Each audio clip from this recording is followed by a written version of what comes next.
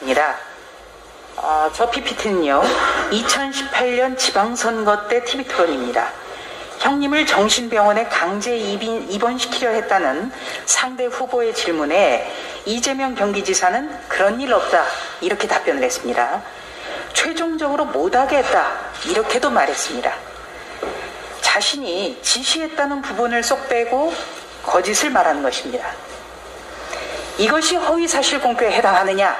바로 이 점이 이재명 지사의 2심 재판 때의 쟁점이었습니다. 그런데 대법원은 적극적이고 일방적으로 드러내서 알리려는 의도가 아니다 이렇게 판단했습니다. 선거에서 TV토론의 비중은 갈수록 커지고 있습니다. 또 선거 TV토론에서 거짓말로 답해도 되느냐? 바로 이 점이 논란이 굉장히 컸고요. 지금도 논란이 큰 것입니다. 이런 대법원의 판단으로 인해서 이재명 지사는 지사직을 유지할 수 있었고 또 대선의 최대 걸림돌도 제거할 수가 있었습니다. 당시 최선임 대법관은 권순일 대법관이었습니다.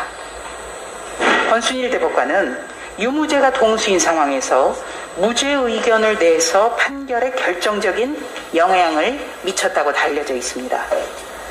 또 이 지사와 대장동 그 사업의 관계가 당시 판결문에 나오는데 권순일 대법관은 대법관 퇴직 후에 이 대장동 개발 사업과 아주 밀접한 영향이 있는 화천대유의 자문 변호사로 활동을 했고요. 또 변호사 등록도 하지 않은 상태에서 있습니다. 지금 좀 설명을 드렸는데요. 재판거래, 사법농단 이런 것이 바로 전대미문의 재판거래요 사법농단이다 이런 지적이 굉장히 많습니다. 처장님, 대법원과 처장님은 지금 이 사태를 어떻게 보고 계십니까?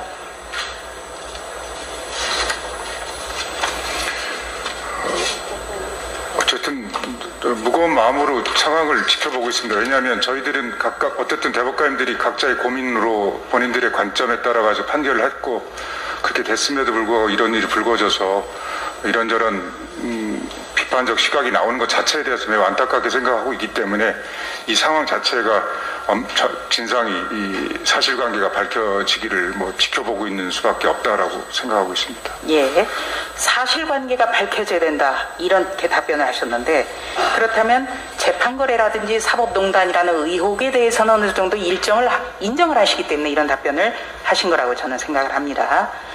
자, 다음 CG 준비됐으면 좀 보여주실까요? 제가 이 판결을 준비한 이유는 바로 이재명 지사의 사건과 내용은 판박이에요. 그런데 결론은 정반대입니다. 주심 이 재판관은요, 권순일 대법관으로 동일 인물입니다. 그리고 선거에 있어서 TV토론과 관련한 재판이었습니다. 2015년에 전북 익산 출신 익산시장의 선거법 위반 혐의 재판 선고가 있었어요.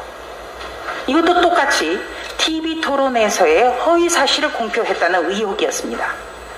주심이었던 권순일 대법관은 기존 판례들을 인용하면서 발언 내용이 허위사실임을 미필적으로나마 인식했다 이러면서 유죄를 선고했고 익산시장은 시장직을 상실했습니다.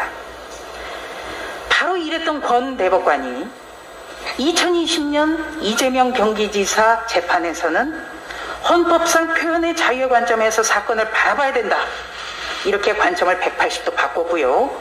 또 언론과의 인터뷰에서는 검사가 TV토론의 녹취록을 가지고 기소하는 것은 과잉사법이다 이렇게까지 밝혔습니다.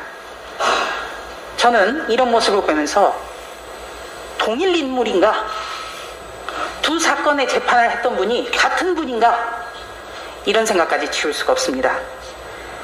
처장님, 법관이 본인 스스로의 판례를 뒤집으면서 이렇게 할 수 있는 것 흔한 일입니까?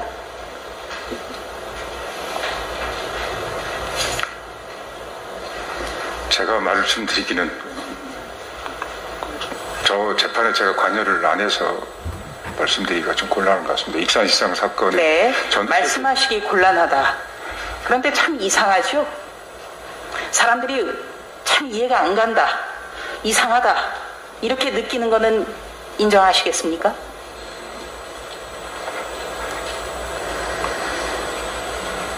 네, 답변을 못 하시는군요. 곤혹스럽다는 얘기시겠죠. 자, 재판연구관, 그동안 대법원은 이 TV 토론회에서의 허위 발언, 거짓 발언 엄정하게 처리를 해왔습니다.